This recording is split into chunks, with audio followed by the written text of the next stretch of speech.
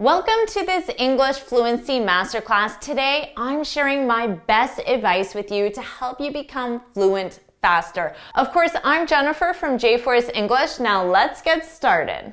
First, in this masterclass, we're going to focus on your public speaking skills because I know all of my students want to look very professional and feel confident when they're speaking. So first, let me share 10 bad speaking habits that you should avoid. The first bad habit is using one-word answers. Let's say you were at a conference and your boss asks you, "How was the conference?" And you reply back and you say, "Good, great, awesome." What do you notice about these answers? They're all one-word answers. Now, it might seem a little comical that that's all you would say, but I hear this from students all the time. I'll ask them about their vacation, and they were on a 2-week vacation in another part of the world, and all they say was good, great, okay, not bad. Very short answers. This doesn't sound very professional, and you definitely don't sound advanced in English. An easy way to solve this problem is to answer in a complete sentence. Repeat the question. The conference was good. Now, still, this isn't enough information. You can then expand on that and you can provide the reason why, or you can provide one example from the conference or the trip. The conference was good because I met a lot of new people in my field and I have a lot of new contacts. This sounds so much more professional and advanced compared to good. Our next bad habit is using weak words. Let's say your boss asks you if you can have the report finished by the end of the day, and you reply back and say, "I think so, I'll try." These are all weak words because they imply that you might not finish the job or finish the request. So instead of saying, "I think I can," change that to something more confident, something stronger. "I know I can finish the report by the end of the day. I promise I'll finish the report by the end of the day. You can count on me to finish the report by the end of the day." The next bad habit is using very basic words. Basic words like good, okay, fine, all of these are very beginner words and they don't sound very professional and they don't make you look very confident either. So if you simply change that to something more advanced, instead of saying the conference was good, you say the conference was very beneficial. And then you can move on and provide more information like we talked about in the first bad habit, because often the one-word answers that you want to avoid are also very basic words. One bad habit you definitely want to avoid is speaking too quickly. So imagine right now I'm telling you about the rules of something and I'm speaking very fast. Do you think you'll be able to understand very well if that's how I spoke? Well, a lot of students actually think they speak too slowly, but in my experience, that's not true. They actually speak too fast. And when you speak too fast, it's difficult to understand, to follow your story. So just take a breath, put some pauses into your words as well, and that will help you slow your pace. Now let's talk about word fillers. Word fillers are those words like well, you know, like. These words that don't have any meaning, but people add them to their speech when they're trying to think about what to say next. So imagine you're in a meeting and your boss asked you to tell everybody about how the project is going, and you reply back and say, well, the project's going pretty good. We just need to, obviously that doesn't seem very professional, and you certainly won't feel very confident when you have all those ums. Let's talk about eye contact. This can be a very difficult one, especially because culturally, people have different rules for eye contact. In North American culture, it's considered polite and professional to make eye contact with the person you're talking to, but you don't maintain eye contact 100% of the time. You can absolutely look away, look down, look up, but you want to maintain eye contact at least 50% of the time. Next, let's talk about intonation. Intonation is the natural raising and falling of your voice. Our voices do this naturally. Now, if I'm way up high and then I come down low, and then I go way back up high and then I come down low, that's not very professional and it won't make you look very confident. But you also don't want to talk on one specific note and maintain that note. Right now, I probably sound more boring to you because I don't have intonation in my voice. That's the impact of not having that natural rising and falling, and I hear this from students all the time. So you could do some vocal exercises and try to go up higher and then come down lower, and just try to vary your intonation, which is the rising and falling of your voice when you speak, to sound more professional and to appear more confident. Our next bad habit is on enthusiasm and a lack of enthusiasm. What do I mean by this? Well, let's say you went to this conference and you want to tell your boss and your colleagues that the conference was very beneficial and you learned a lot and you made a lot of useful contacts. But if you deliver this, if you communicate this without enthusiasm, they're not going to understand the message. The conference was great. I met a lot of people. It was very beneficial. It was really interesting. A lack of enthusiasm, your intonation goes down, your volume goes down. Just think of it as being very tired or bored or not interested. So think about the enthusiasm that you have in your voice. Now, part of showing your enthusiasm and part of being confident is also your body language. Notice how I said when you lack enthusiasm, it's like you're tired. When you're tired, you have a hard time keeping your body up. But it doesn't look very professional, and I probably don't look very confident right now. And same people, often they speak, they cover up their body, which makes them appear very small. That doesn't seem very confident either. When you're confident, just bring your shoulders back and take up about as much space as your shoulders go. Think of that as your box, your communications box, and that's where you want to be. You want to make sure you stay upright in this box when you're communicating, because that will make you seem very confident, and then also that will help with your intonation and your enthusiasm, because when your body is all crunched down, it actually impacts the intonation of your voice. And when you're upright more, you can get more enthusiasm, more intonation from your voice as well. So remember, shoulders back and pay attention to your body language. Now finally, let's talk about hand gestures. So hand gestures is just simply using your hands when you communicate.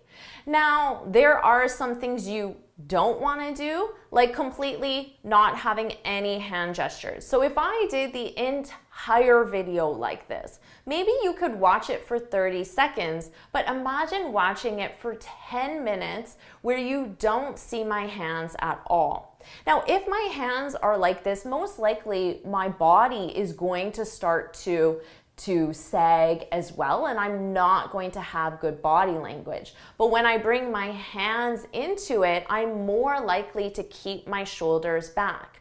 Remember I said you want to have a communication box because you also don't want your hands wailing and frailing about and just being all over the place as well. You want to keep your hand gestures within this communications box. So just keep them very slight, very natural. You don't want to go too far away, just close to the body, but just keep them going. And that will, again, help you with your body language. It will make you look a lot more confident and you'll appear more professional because all professional speakers use their hands when they're speaking. And if you avoid these 10 bad speaking habits, I know you're going to look instantly more professional and you're going to feel more confident as well. So which bad habit do you think you need to improve the most? Share that in the comments below. Do you get nervous right before you're about to speak English in public? Maybe your hands start to shake or your heart starts racing or you get that feeling in your stomach. Does that ever happen to you? Well, don't worry because in this video, we're going to talk about how to not get nervous speaking English in public in any situation. But before we begin with my 5 best tips, I just want you to know one thing. It's totally normal. That reaction that you get, that physical reaction, is absolutely normal. Did you know that public speaking is the #1 fear in the entire world? And that's in your own native language. So you can imagine how much more difficult it is when you're speaking in a foreign language in front of people. So first of all, just know there's nothing wrong with you. It's totally normal to have that reaction. Now, let's talk about the 5 tips that you can use to feel confident and not get nervous when you're speaking in public. Tip number 1. The first thing that I want you to do is relax. Now, when I say I want you to relax, I'm talking about your physical body. I want you to physically relax your body. Because when we're nervous, when we're under stress, we also tighten. We tighten up our body.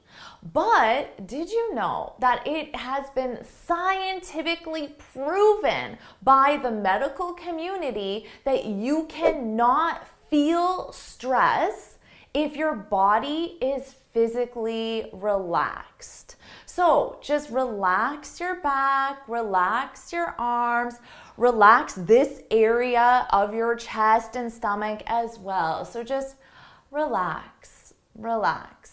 But I want you to still maintain good posture because it isn't very professional to be hunched over in a bad position, although it is very relaxing to do something like that. So you need to relax your body, but still maintain a professional position for when you're speaking.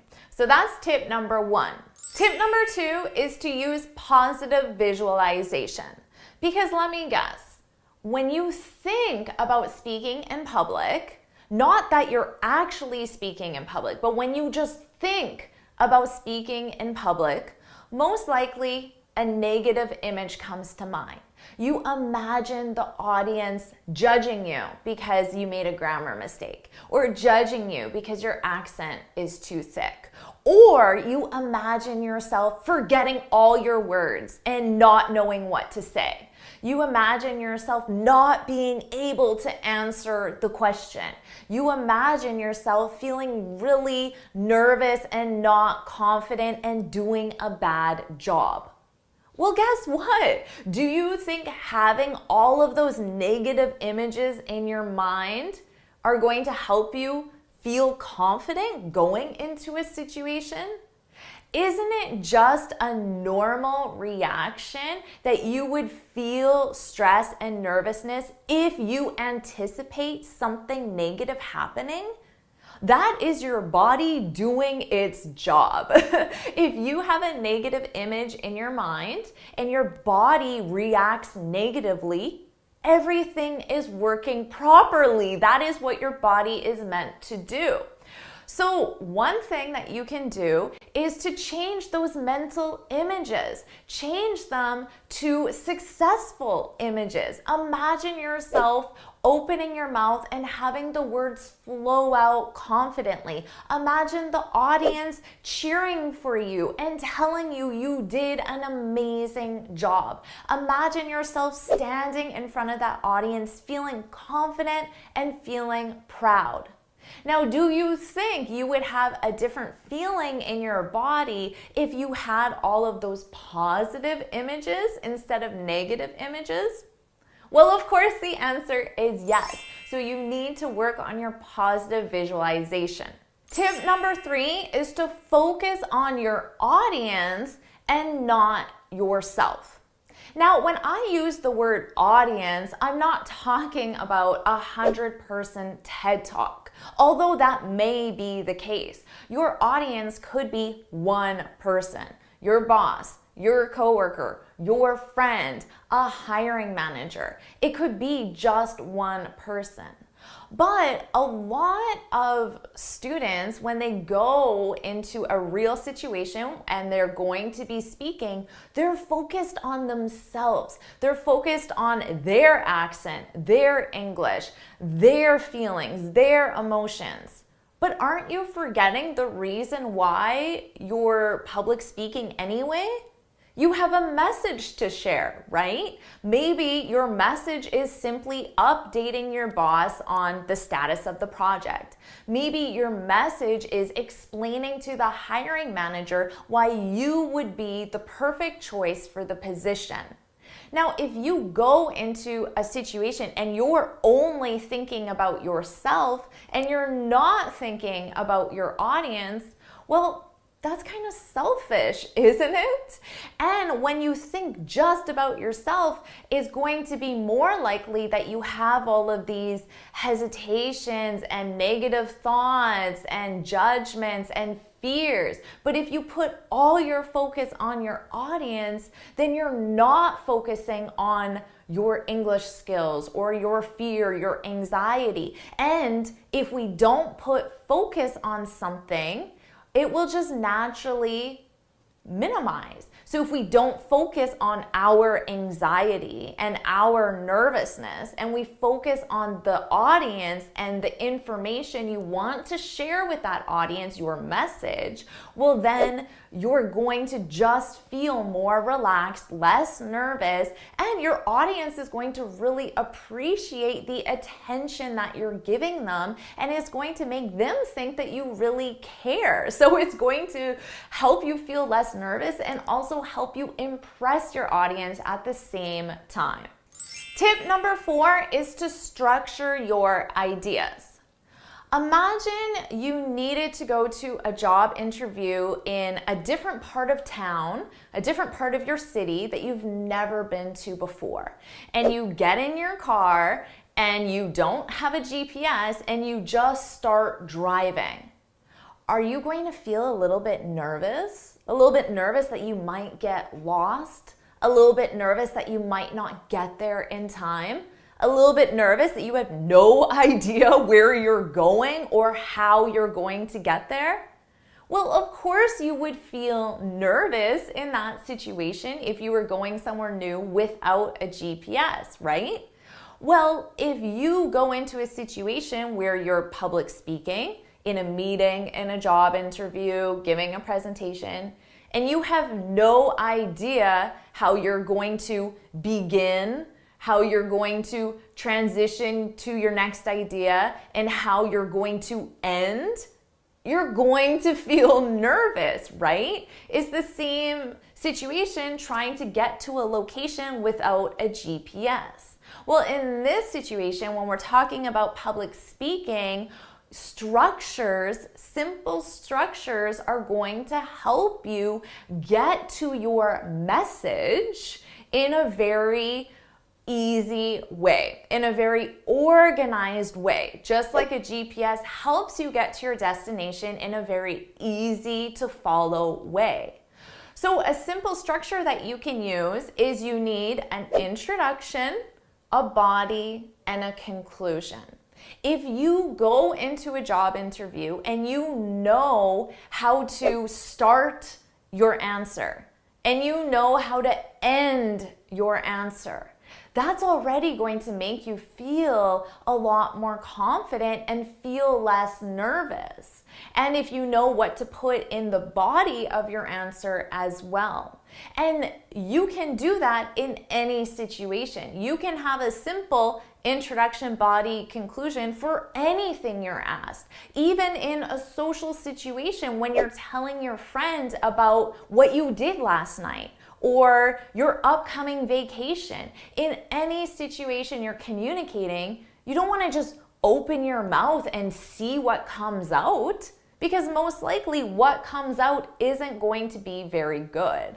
And that's going to make you feel very nervous. But if you open your mouth and you have a clear beginning, middle, and end, and you know how to transition from the beginning, middle, and end, then you're going to feel confident and you're not going to feel nervous. And tip number 5 is to practice, practice, practice. Now, when you go into a job interview, of course you should practice. Many people practice the day before, the night before, as they're driving to the job interview. And obviously you're going to feel nervous if you've only practiced once or twice. You need to practice again and again and again and again and again. If you feel a lot of nervousness, that's probably just your body telling you that you haven't prepared. And you prepare by practicing.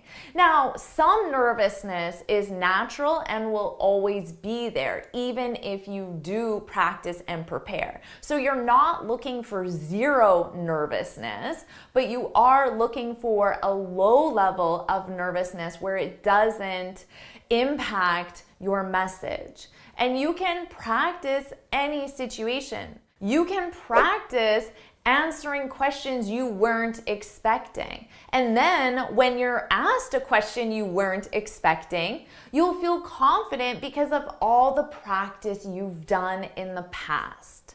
So if you want to feel confident, it's absolutely going to come from practicing and preparing. Let's say you're in a meeting at work and you have this amazing idea that you want to share, and you open your mouth and you start speaking, and as you're speaking, you just can't think of that word. You have a very specific word in your head, and at that exact moment when you're speaking, it's not coming to you.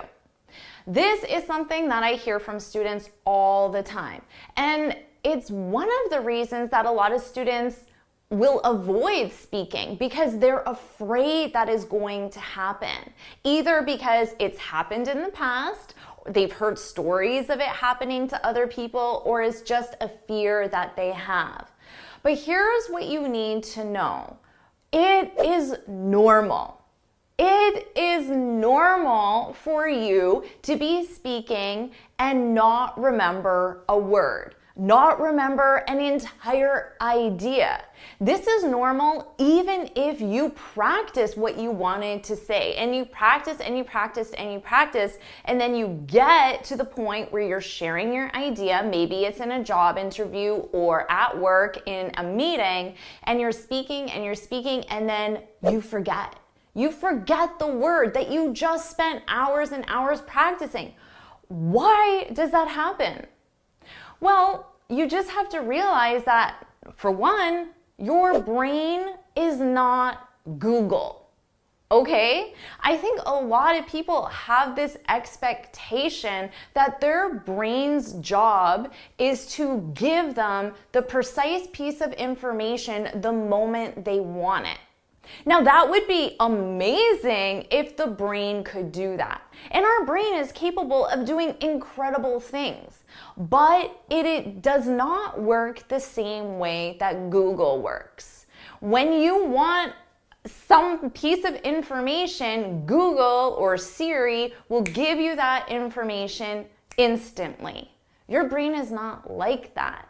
Your brain has all that information, but it doesn't have a filing system that it can just open a file and take that piece and give it to you on demand. That is a limitation. So you need to understand that this is normal. You have to think about this in your own native language. Are you telling me that you've never been speaking in your own native language and forgotten what you wanted to say, forgotten the name of a movie, the name of a restaurant, the name of a street, the name of a coworker, and you know their name, but just at that exact moment you can't remember it?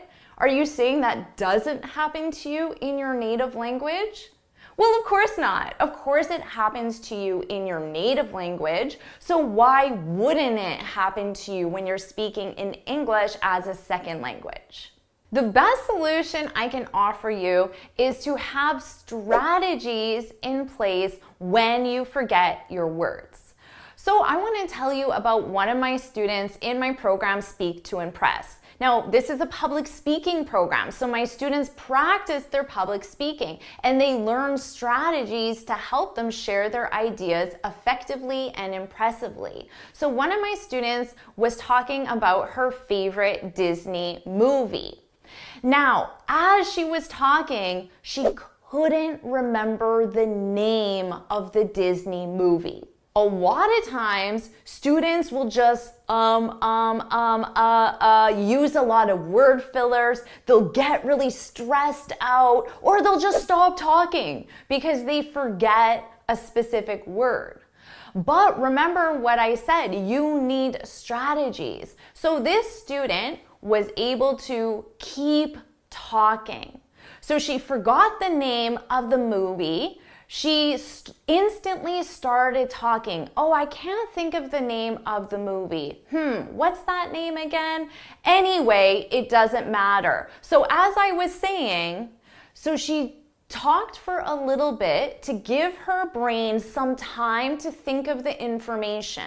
The information was not coming, so she had to move on. She had to keep going. And that's what my students learn. They learn to have these problems, like forgetting their words, and they learn how to overcome them with specific strategies so they can keep talking.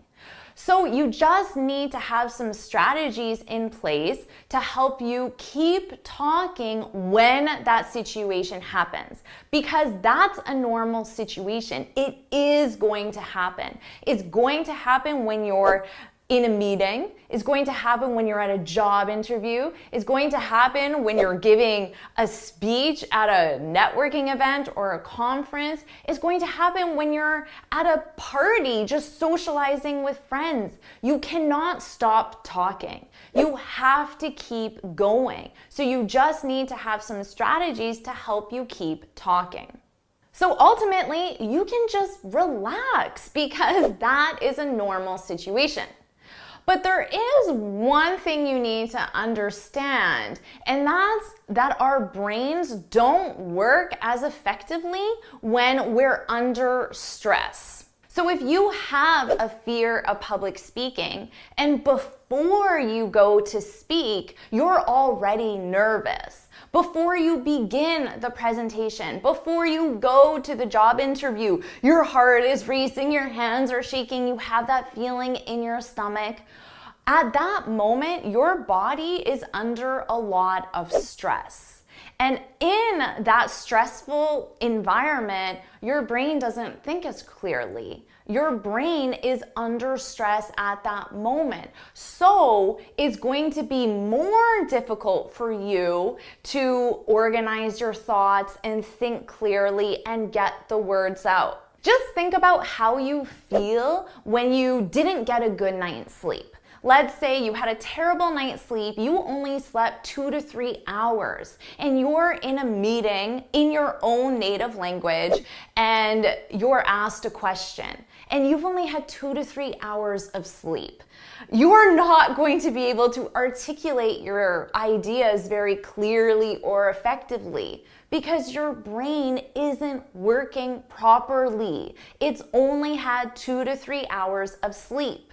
Now, that exact same thing is true when your body is under stress.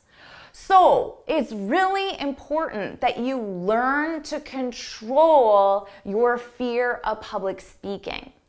It's very normal to have a fear of public speaking, but you need to take action to minimize those negative emotions. I'm not going to tell you that you're going to eliminate them 100%, but you can absolutely minimize them. You can minimize the nervousness, the heart racing, the hand shaking. You can reduce it and minimize and minimize and minimize, and with enough practice, you can get it as close to zero as possible. And when your body is not under stress, your brain is going to work more effectively and it will be able to give you the information that you need when you need it. So first of all, understand that it is normal. Even when you're not under stress, your brain does not operate like Google. But understand that when your body is under stress because you're having a negative reaction to public speaking, your brain is not going to work as effectively as if you were calm. One strategy that I can offer you to overcome your fear of public speaking is to use your breath. So take big breaths in.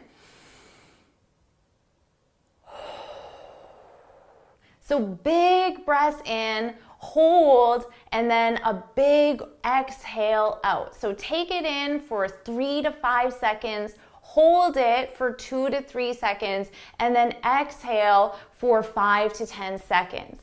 And when you take those big breaths in and big breaths out, your heart rate is going to slow down because your body is in stress. You need to get your body back into a calm environment, and you can do that with your breathing. So before you go to the job interview, just sit in your car or go to the bathroom and just do some breathing exercises. Or let's say it's a few days before the job interview and you're thinking about it and you get nervous just thinking about it and your heart starts to race. At that exact moment,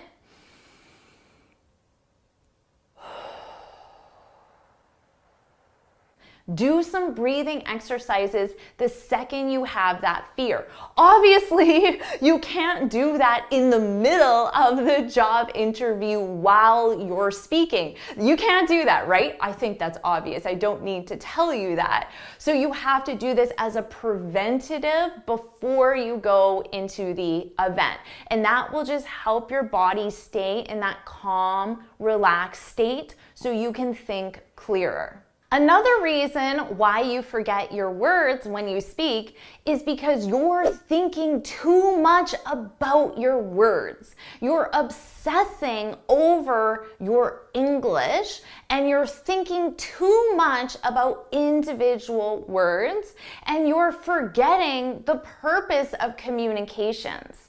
The purpose of communications is to share an idea.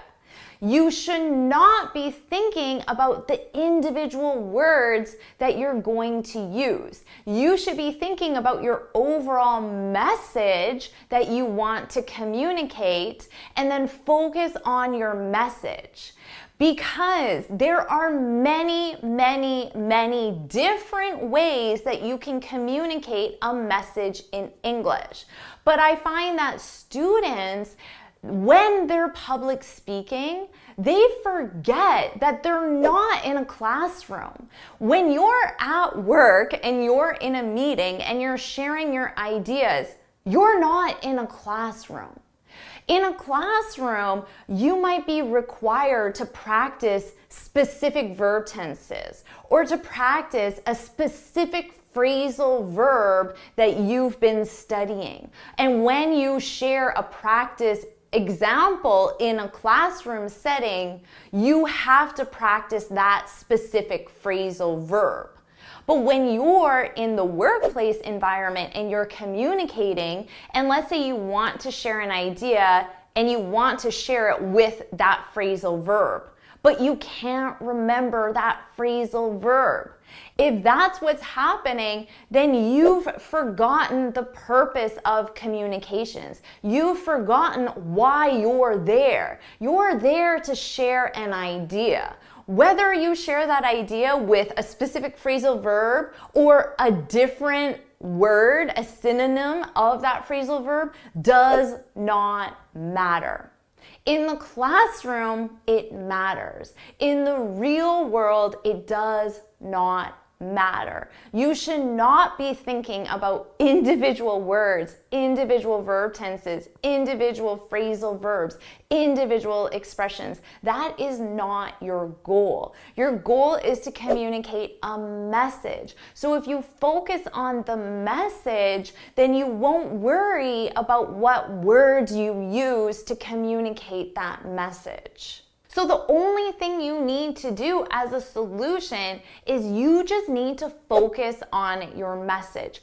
Focus on your message and remember that there are 10, 20, 100 different ways to say the exact same thing. So you may have wanted to use a specific phrasal verb, but who cares?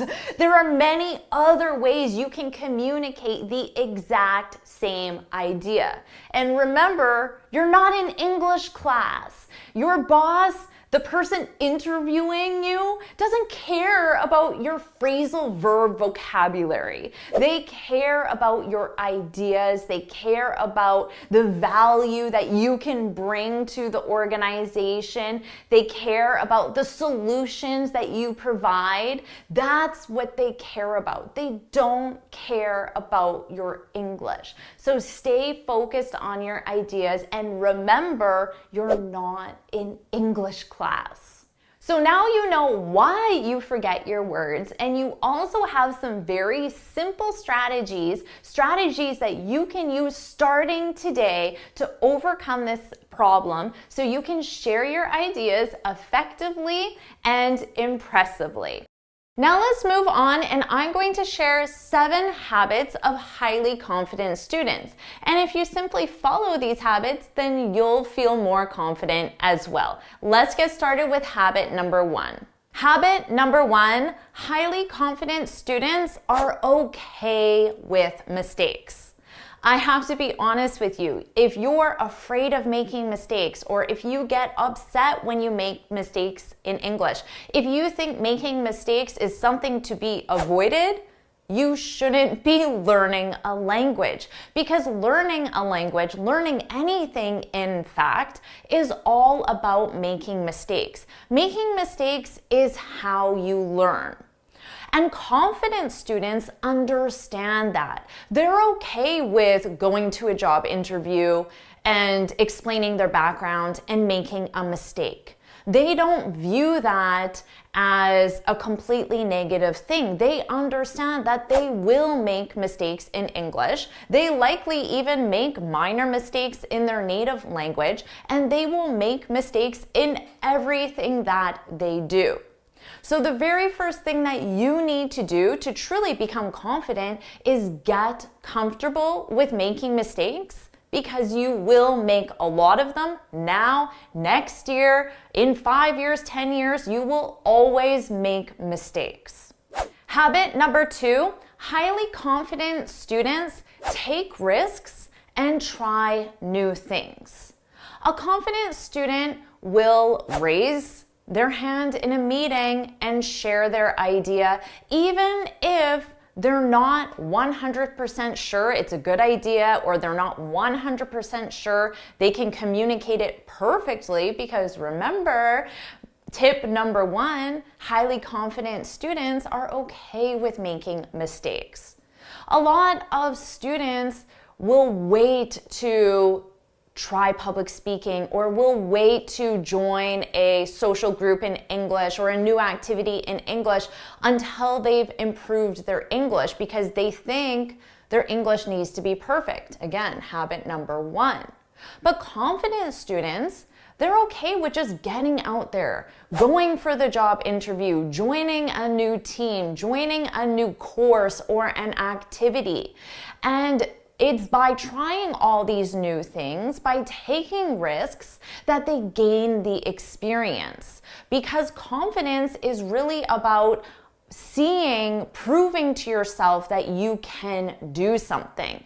And you can only prove to yourself that you can do it if you've actually done it. So get out there, take new risks, and try new things. That's what confident students do.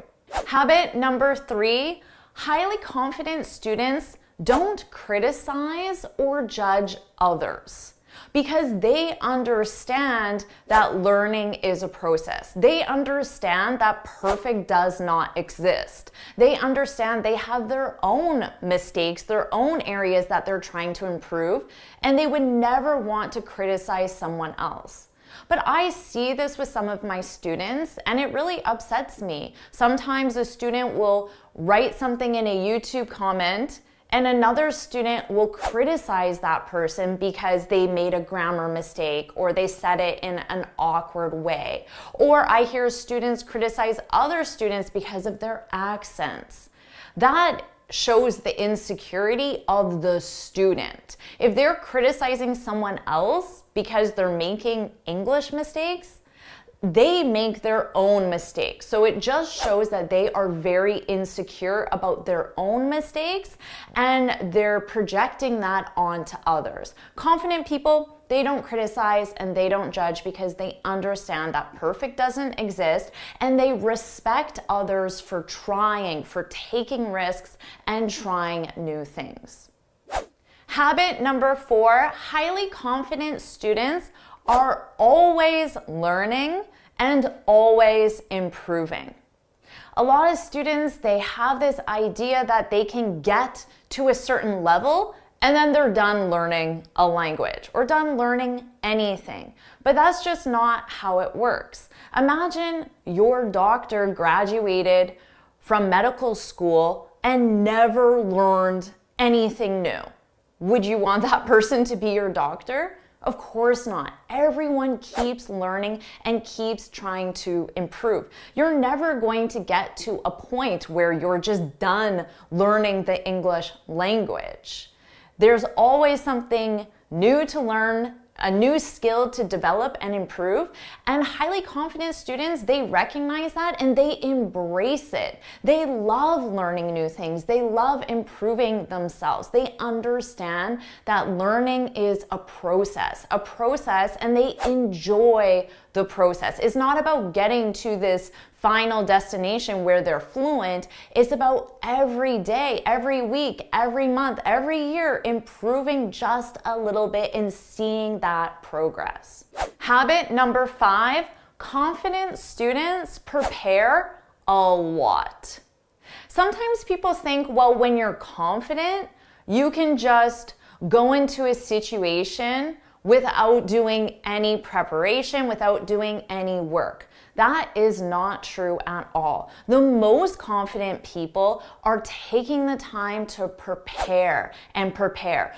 Prepare before a job interview, prepare before a presentation, prepare before recording a video like I'm doing now. I prepared for this for hours because I understand that it's in the preparation that I'm able to improve, I'm able to do a better job, and I'm able to become even more confident because I've prepared. So for you going into a language exam, a job interview, even going into a social situation where you'll be introducing yourself. It's all about preparing, and that is what confident people do. Habit number 6 of highly confident students is they invest in themselves. They invest in themselves by learning new things. They invest in themselves by spending the time. They invest in themselves by spending the money. They understand that in order to get the result, they need to invest. They're investing their time, their energy, their focus, of course, their financial resources as well. And they're doing this because they have the confidence. They have the confidence to say, yes, I am worth investing $500 in. My development is worth $500. And they also have the confidence to know that I am going to earn more money in the future because of this investment, or because of the time I spend now. I have the confidence in myself that I can earn more based on this investment. Highly confident students, they look for opportunities to constantly invest in themselves. And finally, habit number 7 of highly confident students is they understand that confidence is a skill. Confidence is a skill, and you can absolutely develop it. How do you develop confidence? Well, all of these habits will help. And if you want to develop confidence, the best thing you can do is just recognize it's a skill. It's not something that you're just born with. I didn't wake up confident recording YouTube videos. My confidence came from all of the points that I previously mentioned. A baby is not confident walking. But every adult, you and I, we're confident walking now. We've developed the confidence in all our areas of our lives, and a language is no different. You can develop confidence. Students are not born being confident learning English or speaking English. They develop that, and you can develop it too. So now you have 7 habits of highly confident students. And if you follow these habits, well, then you will be acting like a confident student. You will be acting like a confident English speaker. And then you will become a confident English speaker, confident with the English language. So which habit do you think you need to work on the most? Put that in the comments. And remember, confident people are okay with admitting that they don't know everything. They don't feel insecure by saying, I need to work on this specific skill. So if you want to be a confident person, then put what skill you want to work on, what habit you want to work on the most in the comments. Now, this masterclass is to help you become fluent as quickly as possible. So next, I have some very useful tips for you that will help you learn English faster, help you save time. So let's get started. Number 1, create a study schedule. This is extremely important. Your study schedule should identify the specific day, or ideally the specific days of the week that you're going to study. And it should also identify the start time and the end time of that session. So for example, Monday, Wednesday, Friday from 6 o'clock to 6:30. And then maybe Saturday and Sunday from 9 o'clock to 9:45. Ideally, your goal should be 5 days a week for 30 minutes each day. As a pro tip, I want you to choose the day and time extremely carefully. Make sure the time you put in your calendar is realistic and you can actually spend the time on your studies. And when it's in your calendar, treat it like an appointment. You wouldn't miss an appointment, so don't miss this time, your study time. Tip 2, set a clear goal for each study session. The worst thing you can do is sit down at your scheduled time and then say to yourself, what should I study? Or just randomly watch YouTube videos or randomly look through an English textbook. That's going to waste a lot of time. Before you begin your study session, you should know exactly what you're going to do with that time. For example, before you sit down, you know that you're going to complete the practice exercises for week 2 of your lesson in the Finally Fluent Academy, which is my premium training program. And my students get a study schedule that I've created for them when they join. So as a pro tip, make sure you take 5 minutes before your scheduled study time, or ideally the day before. Just take a few minutes and plan exactly what you're going to do in that scheduled time. Tip number 3, you want to maximize your study time. 30 minutes is not created equally. Some people will have 30 minutes and they will accomplish nothing with that time. Another person will have 30 minutes and accomplish a lot. So how you use that time matters. You can maximize your 30 minutes by, first of all, removing all distractions. You need to turn off all social media when you're focusing on your study time. You need to turn off all notifications. Lock your pets in another room so they don't come and distract you and take your attention away. Have your water, your tea, whatever supplies you need for that session already in the room so you don't have to leave and get a glass of water, which will take time away from studying. And also make sure you set a timer. So if your study session is for 30 minutes, set a timer, because even just wondering what time it is, how much time has passed, takes your attention away and you're losing time. Now, as a pro tip, make sure you leave your phone in an entirely different room, assuming you're not using your phone to study. That will definitely eliminate the distraction and that temptation to pick up your phone during your scheduled study time, which will, of course, waste a lot of time. Tip number 4, improve multiple skills at once. A lot of students study using word lists, and they have an individual word and a definition. But that is only improving one skill.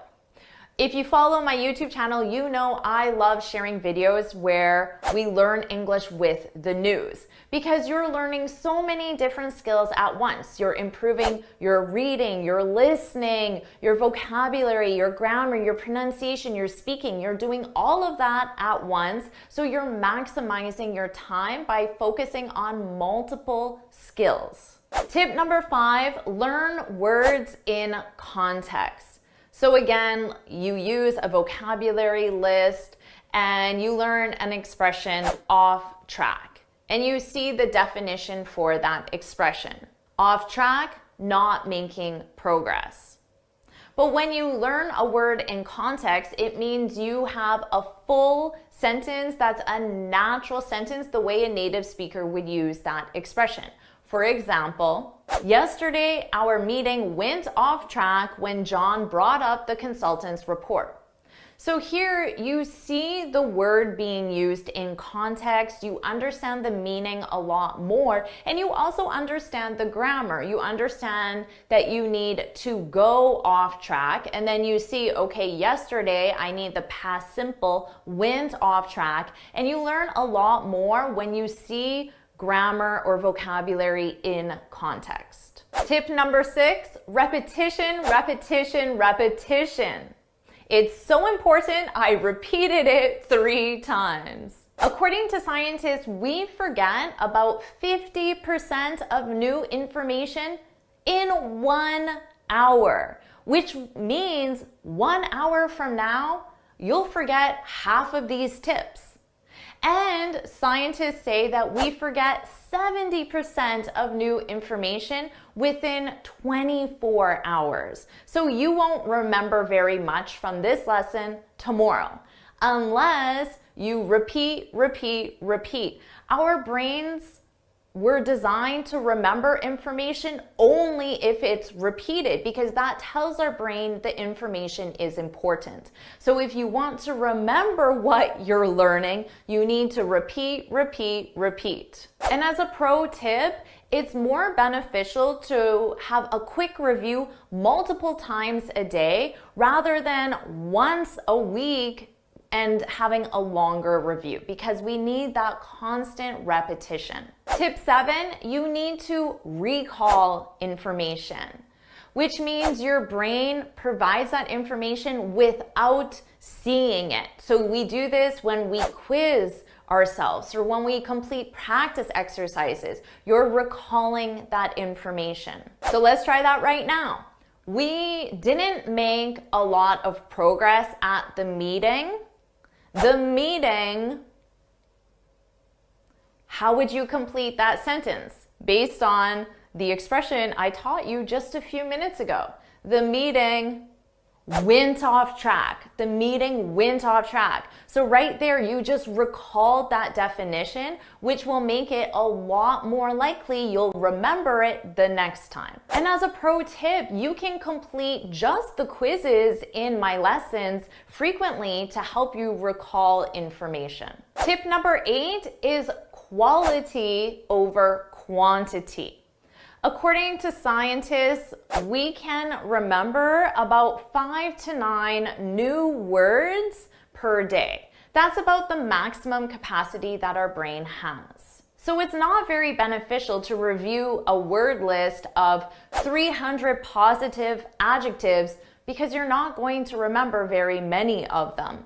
It's more beneficial just to learn the top 8 or 9 adjectives that you can use in a meeting to sound professional at work. As a pro tip, you can take my videos, which teaches you many words, more than 5 to 9 in each lesson, but you can divide that lesson into smaller pieces and just focus on a few words, 5 to 9 ideally, learn them, practice them, repeat them, recall them, and then move on with the lesson. Tip number 9, practice different skills. Students are obsessed with practicing their speaking skills. Of course, speaking is important, but there are many other skills you need to improve as well. So practice writing, write example sentences. Of course, practice speaking, say it out loud. You can focus on your pronunciation by recording yourself and then comparing the pronunciation. And you can improve your listening skills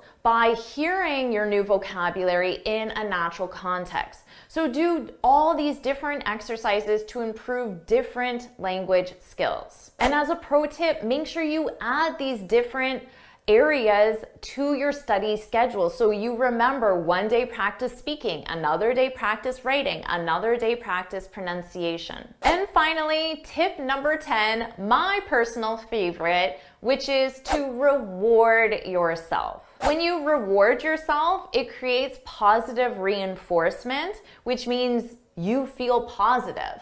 And if you feel positive, you're more likely to do the action. So you're more likely to spend 30 minutes and really concentrate on that time if you reward yourself. Now, the reward should just be something small, very small, but it needs to immediately make you feel good. So here are some ways I reward myself after spending a focused time. I listen to a song I really like, I sing and I dance, I spend time with my pets, I check the YouTube comments and I reply to them because I love doing that. I might watch some cat videos on YouTube for 5 minutes, not an hour, but 5 minutes. You could eat a piece of chocolate or something very small that you like, or you could go for a walk or a bike ride and do something physical. Remember, it can be very small, but it has to make you feel good immediately. And as a pro tip, reward yourself immediately after the behavior because that will create the positive reinforcement. Now, all of these tips work but they'll only work if you do the work. So put I'm committed, put that in the comments so I know you're ready to do the work. Amazing job. Now let's review 7 free ways to help you improve your fluency. Of course, these videos will help you, so this is your 8th way, but I have 7 other resources that I want to share with you. So let's get started. Number 1, watch clips on YouTube. You've probably heard that you should use TV shows and movies to improve your English. What I'm recommending is you use a clip of a TV show or a movie, and you can find these for free right here on YouTube. What's a clip? A clip is a shorter segment of a full TV show or a full movie. So a clip could be 30 seconds, 3 minutes, or 13 minutes. Why should you use clips? Because it's more effective. If you watch a 30-minute TV show or a 2-hour movie, you're going to be exposed to a lot of English, but you probably won't remember anything specific from that TV show or movie. If you study a 30-second clip or a 3-minute clip, you can improve your vocabulary and learn a lot of grammatical structures. Plus, because it's only 30 seconds or 3 minutes, you can watch it again and again, and that repetition will help with your long-term memory. Number 2, watch TED Talks. What's a TED Talk? A TED Talk is a presentation on an educational topic, and these presentations are a maximum of 18 minutes. So when you watch a TED Talk, you're going to see a professional speaker share a presentation in English, which will give you a lot of tips and advice on how to improve your public speaking as well. Plus, these presentations are more formal, more academic, so you'll be exposed to more advanced vocabulary and advanced grammatical structures as well.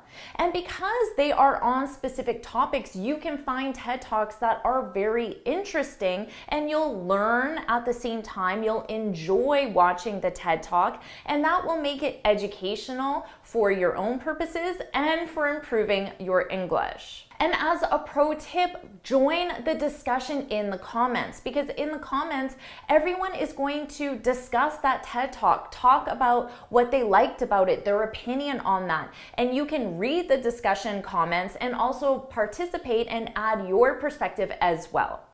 Number 3, read blogs. Blogs are short articles on specific topics. So if you have a hobby and you're a photographer, you can find a photography blog and you can read short articles about photography. Now, you can find a blog for professional reasons as well. So if you're in marketing, you can find a marketing blog or a graphic design blog. Or if you're a pilot, you can even find a blog for pilots.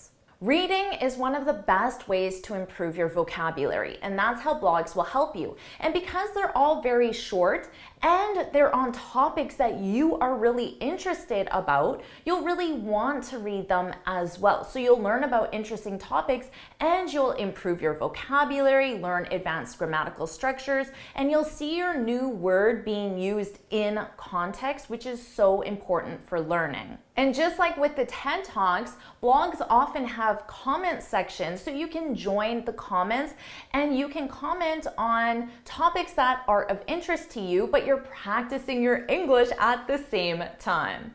Number 4, listen to music. This one, you can just listen to any music. All of the streaming services now have playlists, so you can go onto Spotify, Apple Music, YouTube, and just find a playlist and have it in the background. So you can use this as more passive practice. You don't have to specifically listen to the words, listen to the lyrics. Just have it on in the background while you're checking your email or doing the dishes or driving, and your brain is learning. Even if you're not paying attention to it, your brain is learning pronunciation, your brain is learning sentence structure, your brain is improving listening skills, your brain is learning a lot passively. So music is great for more of a passive way to learn. Number 5, write in English. Writing is such a great way to improve your English because you're using your vocabulary, you're using your grammar, you're using advanced sentence structure. So it's active practice. You're using everything that you've learned in the previous tips. Most students don't know what to write about. So here's something you can write about every single day. Summarize your day. You can imagine you're writing to a friend, your sibling, your parents, your spouse, a coworker, your boss, and just tell them about your day. You don't have to send it to them, just write it. So set aside 5 minutes or 20 minutes a day and just summarize your day. You can answer these questions. What did I do? Why did I do it? Did I like it? What did I learn? What would I do differently? And every day you can simply summarize your day. So now you have a reason to practice your writing every single day. Number 6, find a speaking partner. Students always tell me they want to improve their speaking skills. But guess what? Thousands of other students who also want to practice their speaking skills are watching this video right now. All you need to do is look in the comment section and you have hundreds of potential speaking partners. So right now, put in the comments, I want a speaking partner, and then people will reply to you. You can reply to other people, and then you can coordinate a specific day and time to meet. You can do this every single week. There are many free resources online where you can find a speaking partner like My Language Exchange. I personally used this when I was learning French, and I did find speaking partners easily. So you can find a speaking partner as well.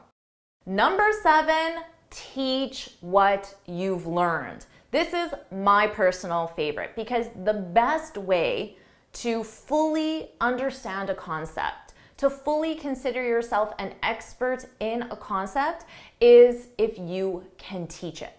If you can teach someone else how to use the present perfect, well then you, my friend, have mastered the present perfect. But you don't have to be an expert on a topic in order to teach it. You can teach your friend, your brother, sister, parents, coworker, a stranger. You can teach them one word. That's okay, but teaching them that one word reinforces it for you. And if you're thinking right now, I don't have anyone I could teach, well, guess what? You can teach yourself. Remember, tip number 5 was to write in English? Why not write an explanation of what you learned today in the way of teaching? For example, you could write, today I watched a really great YouTube video by JForrest English. Jennifer shared 7 different ways to improve my English. Her first tip was to learn from TV clips rather than the whole show. A clip is a smaller section of a full TV show. Notice how you're summarizing tip number 1 and you're including the definition of what a clip is, which will make it so much more likely that you will remember what a clip is, and you will also remember all the tips that I shared in this lesson. So you can absolutely teach yourself every single day by summarizing what you learned. Now, I've saved the best for last because now I'm going to share a very effective study plan for you. This study plan is absolutely free and it only takes 20 minutes a day. And I promise you, if you follow this study plan every single day, you are going to drastically transform your English in the next 30 days, 60 days, 90 days, and beyond. So let's review the study plan now. Step 1, you're going to find 3 to 5 blogs that you find interesting. What's a blog? Blogs are educational websites that provide short articles on specific topics or themes. How can you find blogs to use? Well, first, simply identify your personal and professional interests. So let's say in your personal life, you're interested in gardening and piano. And in your professional life, you're an accountant and you're interested in leadership. So now you have 4 topics for blogs. All you need is to go onto Google and search gardening blogs, blogs about piano, blogs for accountants, leadership blogs, and you can review the options and bookmark your favorite one from each category. Step 2, you're going to read 1 to 3 paragraphs of a specific blog article. Now, in those paragraphs, your goal is to find 3 to 5 words that you want to learn and add to your vocabulary.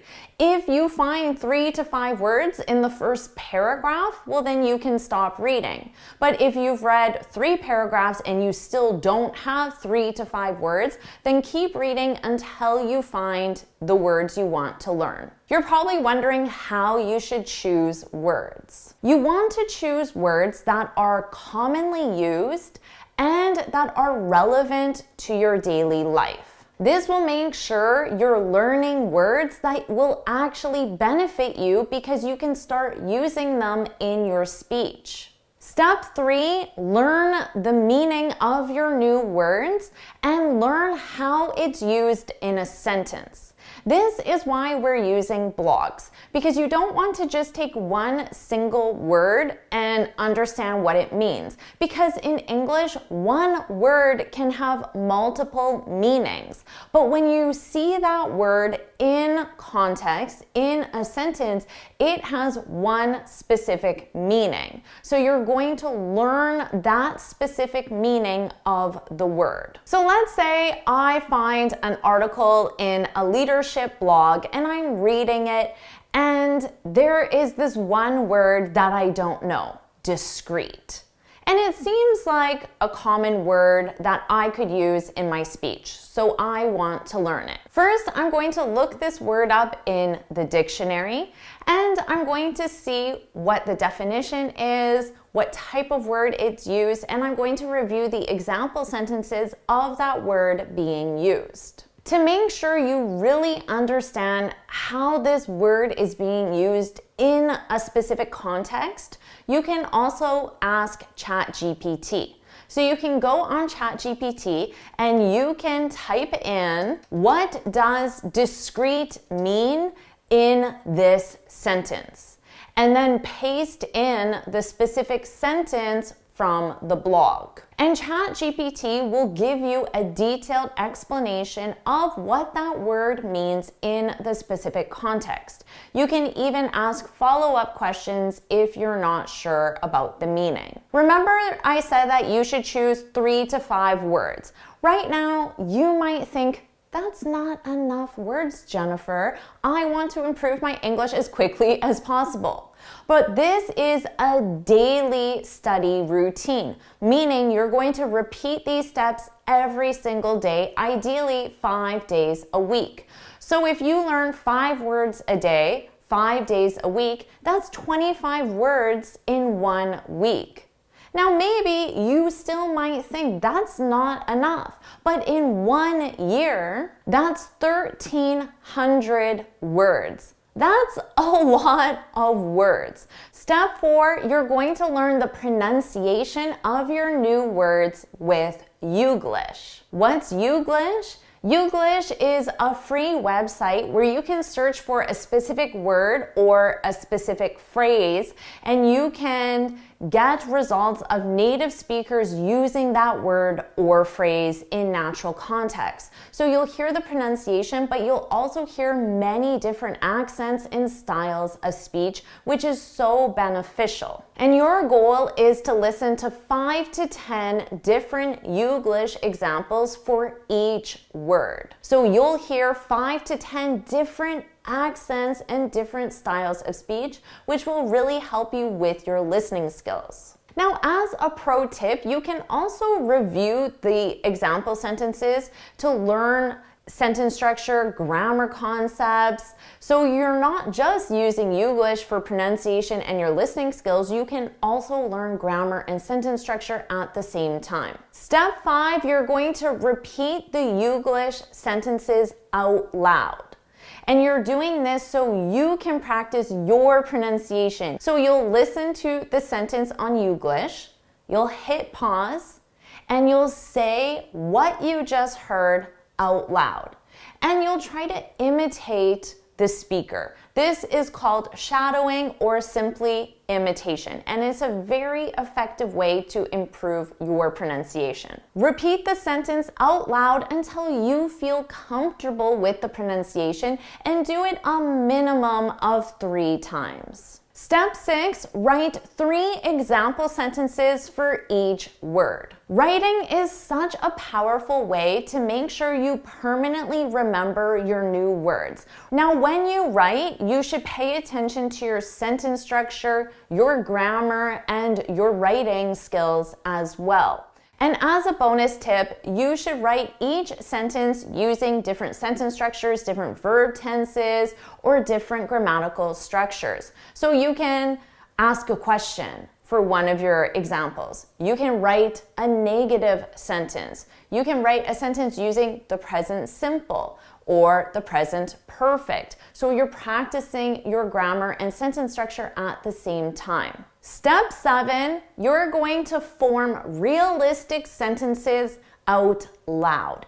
You've already practiced your speaking with Youglish, you've improved your pronunciation, you've imitated the native speakers, but now it's your turn to practice speaking without seeing the sentences written down. So you're going to form realistic sentences. What do I mean by realistic sentences? I mean, how will you actually use the new word in your personal life? How can you use the new word in your professional life? So imagine you're talking to your friend, your sibling, your spouse, and you want to use the word discreet. What would you say to them? Maybe you would say, I went to 3 discreet stores today, but I couldn't find the shoes I wanted. Now remember, you're not writing this down, you're saying it out loud to practice your speaking. Now that was an example in your personal life. Let's say you're in a meeting at work. How would you realistically use this word? Maybe you would say, after interviewing 5 discrete companies, I can confidently say that JForrest English is the best. Oh, thank you. Thank you so much. I really appreciate that. Let me summarize all 7 steps of your new study routine, and this is available as a PDF download as well, so you can look in the description to download it. First, read 1 to 3 paragraphs from a blog, then choose 3 to 5 new words. Next, learn your new words with the dictionary or ChatGPT. Learn correct pronunciation with Youglish. Practice your pronunciation by shadowing the Youglish examples. Write 3 example sentences using different sentence structures for each word. And finally, form realistic sentences out loud. Now let me share my best tips and advice so you can get fast results with your new study routine. First of all, I already said this, but this was designed for you to do every day for a minimum of 3 days a week, ideally 5 days a week. You have 5 days a week. You can do this, right? Put I can do it, put I can do it, I can do it in the comments. Put I can do it so I know you're committed. And my best tip for you is to choose the specific time you're going to spend on your new study routine and put the time in your calendar. If you see it in your calendar and you treat it like an appointment, like a doctor's appointment or a meeting at work, then you're more likely to follow through. And finally, this study routine was designed for you to do at one time in one session, but you should absolutely practice your new words throughout the day as well. And it would be a really great practice to do a weekly review as well. So you can spend 5 days on the study routine and then a 6th day where you just review all the words that you've learned. Because remember, that's 25 new words. Now you have a step-by-step English study plan for 2024. I know this will help you get results fast so you can finally become a fluent and confident English speaker in 2024. Now, if you want me to make more videos where I share tips and advice to help you become fluent faster, then put study plan in the comments so I know you like this video and you want me to make more videos just like this. Put study plan in the comments. Amazing job with this masterclass. Now, do you want me to share more tips and advice with you to help you become fluent faster? If you do, then put let's go in the comments so I know that you're ready for more videos just like this. And you can get this free speaking guide to help you speak English fluently and confidently in 6 easy steps. You can click here to download it or look for the link in the description. And you can keep improving your English with this lesson right now.